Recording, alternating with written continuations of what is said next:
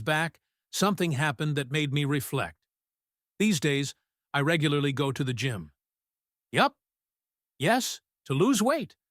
I usually ride my bike to the gym, park it, and then head upstairs to the first floor. It takes me about 2 to 3 minutes to get there. And you know what I usually do during those 2 to 3 minutes? I pull out my phone and start watching reels, one after another. My friend, who is also my business partner, has called me out on this several times, saying I've become addicted to reels. But I've often brushed it off.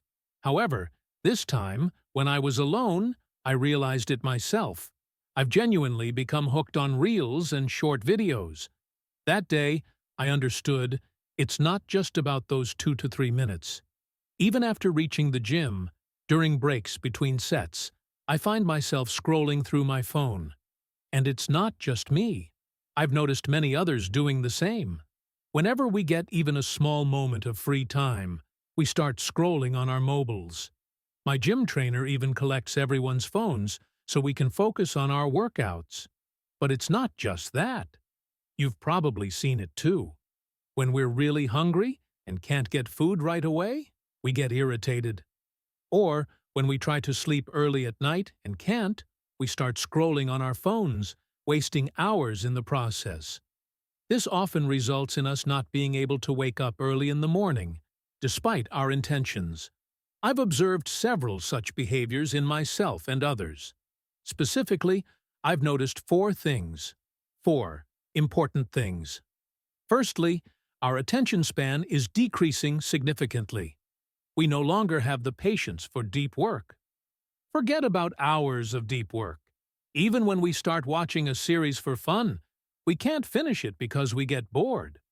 Secondly, when we go for a workout or meet someone, the connection between our mind and body, or with the other person, often feels weak.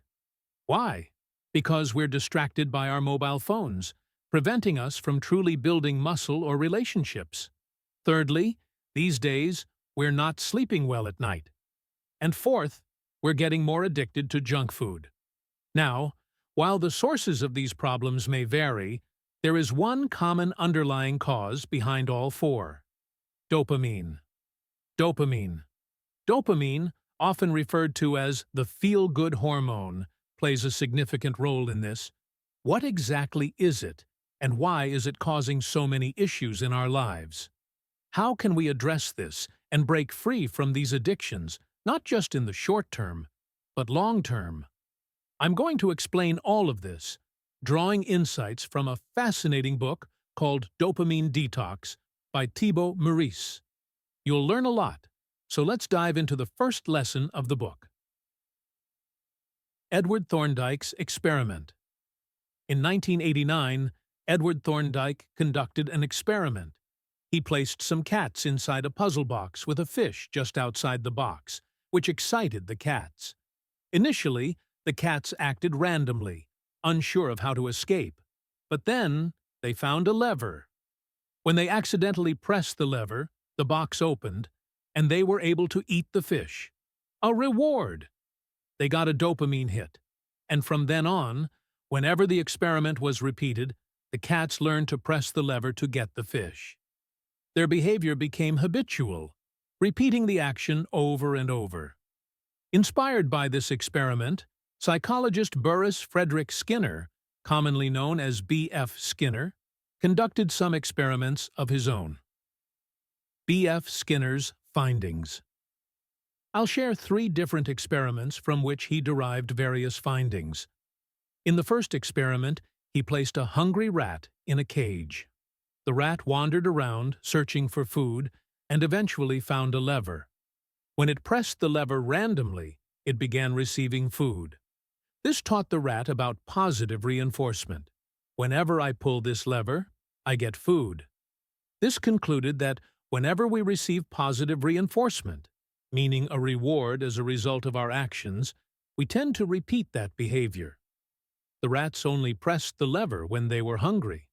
In the second experiment, this time, they put well-fed cats in the cage. Since they weren't hungry, they didn't press the lever.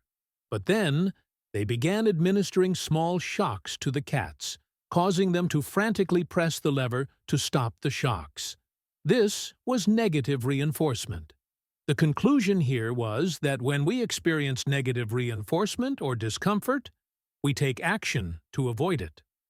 The third experiment is perhaps the most interesting.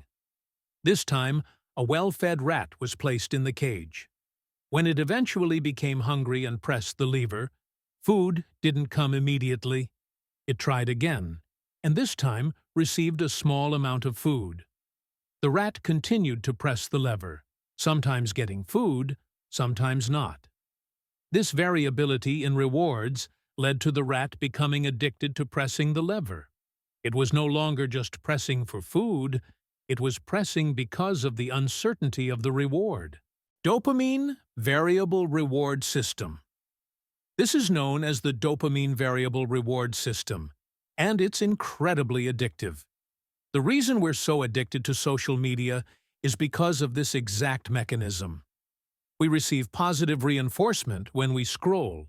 Swiping our fingers from the bottom of the screen to the top brings us various videos and photos, each providing a dopamine rush. And since the rewards are variable, sometimes we see great content, sometimes not. We become addicted to the system. And guess what? It's all by design. Social media companies have engineered these systems to keep us hooked, much like the rat continually pressing the lever. For us, the lever is scrolling. So, how do we break free from this? Let's explore that. The first thing Thibaut Maurice suggests in his book is a 21-day dopamine detox challenge. 21 Days Challenge. I encourage you to take on this challenge too. During these 21 days, the goal is to minimize dopamine rushes as much as possible. This means no social media, no Netflix, no alcohol, no cigarettes, no porn, no tea, no coffee, no music, no video games, no outdoor activities, no FAP, no meeting friends, no gossiping, and no productivity work.